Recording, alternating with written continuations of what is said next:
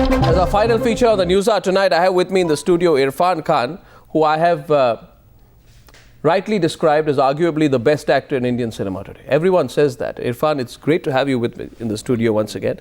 And with Irfan is Nirmat Kaur, who is his co-actor in this movie that everyone's talking about, which is described as a Lunchbox, an Indian epistolary romantic film, but, you know, set in Mumbai, revolving around a mistaken delivery in Dabbawala service of Mumbai, which leads to a relationship between the characters played by Irfan and Nimrat. But all this introduction aside, the other introduction to the film is, as I introduced Ritesh, is that this is a film, Lunchbox, which is Ritesh Batra's first film as a director. Yes, my first so you are both nervous and excited today? More excited, yeah. and so are all of us, because this film is being described, dear viewers, as possibly one of the 5 top contenders for the foreign film category at the Oscars that are going to come up next. And it's being wowed at everywhere where it's been shown. It's being seen as one of those films which is not just a good Indian film that can potentially be an Indian entry at the Oscars, but a film from India that is possibly going to make global waves. Irfan, what do you think is there about this film which has got this kind of critical response? I think the emotional potential of the film, the way it connects emotionally to the audience, and the language, the simplicity. We haven't seen films which are simple, but they have a punch, emotional punch. Or it also involves you intellectually. You keep on discussing the film. And there's the speciality of this, the language, the way Ritesh has shot the film, and the way he has narrated the story, that there are so many things which are not stated, which are not underlined, but still, they come out very strongly, and they stay with you, and you stay with the film. Film stays with you for a long time. I've heard many people are talking, after watching the film 2-3 days later, they're saying, we are not being able to leave the film, and not intellectual audience. It's a bilkul layman. They're saying the film, we are not being able to detach ourselves from the film. So you're playing a retired or retiring? About to retire. Premature retirement. I thought actors don't like to play older roles. Yeah. No, I mean you haven't. You've played enough older roles in your life. Yeah, but there was a kind of lure in this story, in this character, which was a romance, which was a kind of sensuality, which he doesn't know. He's not aware of that sensuality. And that suddenly, things happen, and You're a romantic man, Irfan, are you? I'm not. In the story, not. But otherwise, I am. Don't get on the defensive when I ask you that. but the point is, Nirmat, that here's an interesting plot, and I've often said this, Nirmat, that one of the terrible things about doing an interview on Friday nights about a film that is so remarkable and talked about is this: you haven't seen the film. So I've read about it. To my disadvantage. I've read about it. I've seen some clips. I think we have some clips, and I'm going to play them next. But Nirmat, this is the basic plot, that Irfan plays somebody who's about to retire, and you are playing an unhappy housewife, and then you come together. So without revealing much, tell us a little bit. It's actually one of the most unique love stories that I have ever come across, if not the most, because the script really read like a book to me, and it's got a space that I don't personally find in a city like Bombay, or which is urban, up to speed with the times, modern, fast, Yes. living life in the fast lane. So it's a story that connects two souls who are slightly old world, and that's the charm about them. And it's such a fine thread that connects them. It's got so much. So what do they go poetry searching about. for each other? What do they find in each other? I think mostly, to me, what they find in each other is a way to communicate about their aspirations, about things that have somewhere got suppressed, because they don't have people to express themselves, express their desires to, or who they are, or things that we on a day-to-day basis sometimes forget, as it's very eloquently put in the film. Yes. As well. If you don't, there's a beautiful line in the film that says that if you don't have someone to share something with, you just tend to forget things. So is it, I don't mean to say this to provoke you, is it a dreary film about urban loneliness? Ritesh? No, to me, since I wrote it, and we've been doing so many interviews, and I always say that filmmaking is sort of an exercise in pissing off those to impress those you'll never meet. Explain. Wait. But then it's a real love story. I feel it's really like what attracted Irfan to it was also the fact that it is a love story at its core. So no, it's not dreary in any way. It's about two people sort of sifting through the baggage of their life through this romantic connection they find with each other. What is I've the response I've got so far is that it's potentially this is a film which has a mass appeal. That's what people who saw this film said, that you'll identify with it. Sure. Everybody is going to identify with it. What is it? What is that element in this film? And I've been analyzing it because when we finished making the film, we saw it together, and we all sort of agreed that people are going to like it, but we had no idea it was going to be so loved. So I would like to do this again.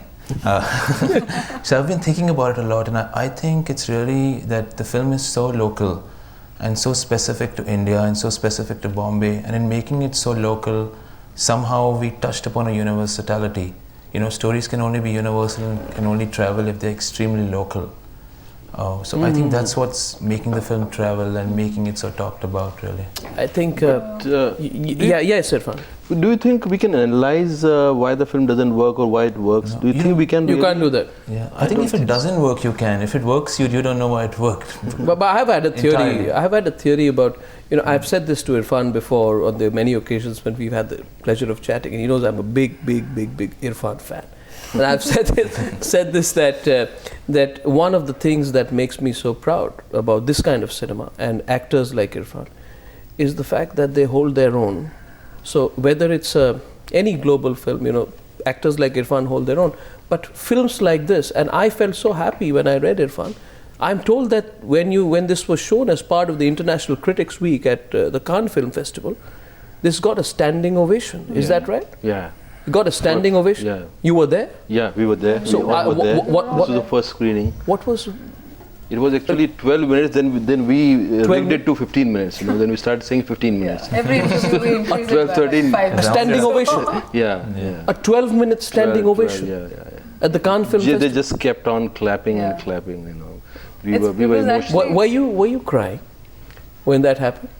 I cried when I was watching the film. Yeah? Yeah, but I was, I wasn't... How did he feel as a first-time director to get a 12-minute standing ovation at the Cannes Film Festival? No, it was Those are not the shots of you crying at the Cannes Film Festival, by the way. We just Thank God. Yeah. Tell me, how did you feel when that happened? I mean, it was a real blessing, But I think the only time I've cried in relation to this film has been on the last day of the shoot. Yeah. Tell me about it. After the last day of the shoot, actually, because I woke up the next morning and I had nothing to do. Yeah. It was still a week or two away from starting the edit, but it was so intense, our collaboration and our work every day on this. And suddenly I wake up in the morning and there's nothing to do. So that's when I cried. But otherwise, this film has been a really blessed journey. Haven't cried since, but it was very thrilling. It was just. The film, it really felt like it's out there now, and it's not our film anymore, it's the audience's film. That's what I felt at Cannes. Those 12 minutes, it was like people had taken the film and made it their own. I like your quiet passion. I really like it. And when I said this about, Irfan, I had said this about Irfan before, that, but about this kind of film, what makes me proud, is the fact that this is a film that is quintessentially Indian. There's no attempt to tweak it from what I've told or seen. There's no attempt to give it a spin to make it slightly more appealing to a global audience, because sometimes the argument is that we, get complexed about the way that we are. And we want to change it to have global appeal. Even in the films we do, apparently some films are done so that they do well at the Oscars with that intention. What do you think? I've often noticed that the films that I watch from other countries, why they work for me mostly is because of their truth, and because of their honesty to where they belong. And that I think really works for us also as a team here and as a film, because we haven't tried to do anything. It's not a perspective, It's a story in Bombay about Indians, played by Indians. It's come together with a completely Indian mindset in that sense. It's not something that is trying to be anything that it's not. Bilkul. It's not trying to sell itself anywhere. We've really protected the world that Ritesh had written, and we've really somewhere stayed as true to that as possible. And that really comes through. Like today I watched the film, I watched a first day, first show, and I could sense that pulse, with people in the audience. They were like, did you see this? Did you remember this? Oh, I haven't seen this. And I could hear those comments like from people walking by. And people pick up on these things because it's so tangible, you see, it's so real, and it's so refreshing and lovely. Like some of the stuff that I saw today in Irfan's story, I hadn't noticed them before, and there's such gorgeous details, that are generally prettied up. Give me an example. Okay, so I noticed that there's a scene where he's smoking alone in the balcony, and I noticed how cluttered the background is. And I just remembered how many houses like that I've seen, in typically a Catholic setup. Yep. How many spaces like that I've seen walking around in Bandra or anywhere. So it's so specific and refreshing. So refreshing. It's refreshing. Yes, it's real. Just left as it is. It's real. It's real. I feel it's sign that India is becoming more confident. Yeah. That we, with all the way that we are, with our beauty and with our charm and what is wrong with us, we are unafraid to present ourselves the way we are, right? And the जो कहते हैं ना इरफान, जो भारतीय संस्कृति है उसको तो हम एक तरह से प्रोजेक्ट करते हैं हमेशा, मगर जो भारतीयता है, जिस तरह से हम हैं और होते हैं, जिस तरह से हम जीते हैं, रहते हैं, बात करते हैं, उसको आज हम पहली बार सारी ग्लोबल ऑडियंस के सामने we try and put it out the way it is. Exactly. Right? Is that one of the reasons why you do films like this? I do because they somehow give me a chance to evolve myself, or let me examine myself, my surroundings. It should give me a chance to make me inspired and also examine my whatever area. I need to examine things. What do you mean examine? Examine, like look closely at myself and the situation, and the character I'm playing. I'm exploring him. I don't know him. I come to know through the story, through the process. When I'm shooting, I come to know about him, about his society, about his circumstances, and his emotional, whatever emotional. If I ask you a question, you give me an undiplomatic reply. I don't have any diplomacy. I can. You can ask me anything. So the question is this: suppose somebody gives you 2 films, right? There are 2 films. There is a role like this in which very challenging, but you're not going to be paid that much money. Yeah. Right? And there's another role which is not challenging. You're going to be paid 10 times the money. See, now don't give me diplomatic. No, because I'll give you honest answer. You give me honest answer to that. You know the question? What's I know the question? So which one will you choose? No, Okay. which one? Irfan, you think I asked such easy questions? I'm sorry, Irfan, Okay, you have... sorry. Would you do it first? No. Okay, now the answer would be interesting. This is not, what is that? Kaun banega crorepati. Okay. My question to you is, which one will you give more attention and time to?